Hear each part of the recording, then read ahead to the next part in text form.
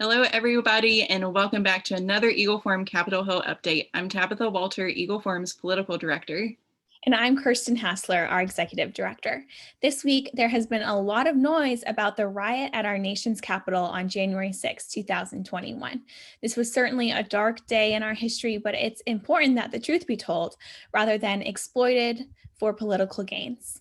While Republicans have moved forward by doing their jobs of legislating and voting, Democrats are dragging this out in hopes of solidifying their majority in the House.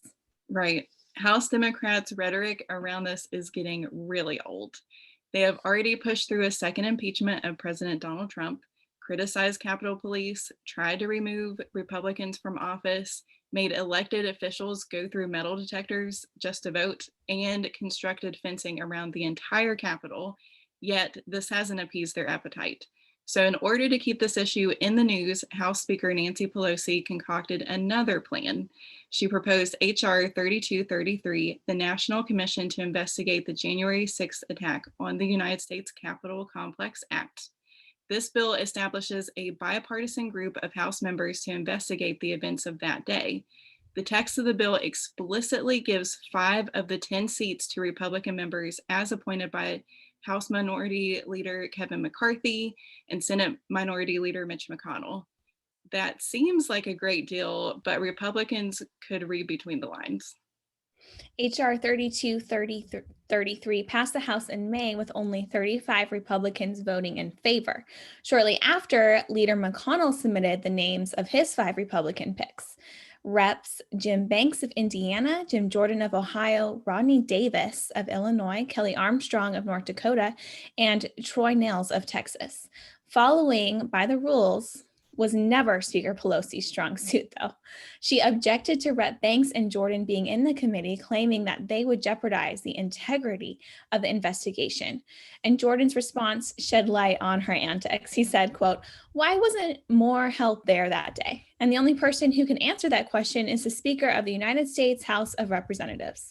And I think she thought we were going to keep raising that question, and that's why she didn't put me on." End quote. Leader McCarthy pulled all 5 of his picks from the commission. Speaker Pelosi quickly seated Reps Liz Cheney from Wyoming and Adam Kinzinger of Illinois, 2 Republicans who did vote to impeach President Trump. Yeah, and the drama doesn't end there. This week, the commission began their partisan hearing. It has already been steeped in bias. 2 attorneys representing Capitol Police officers have histories of drumming up drama for political gains.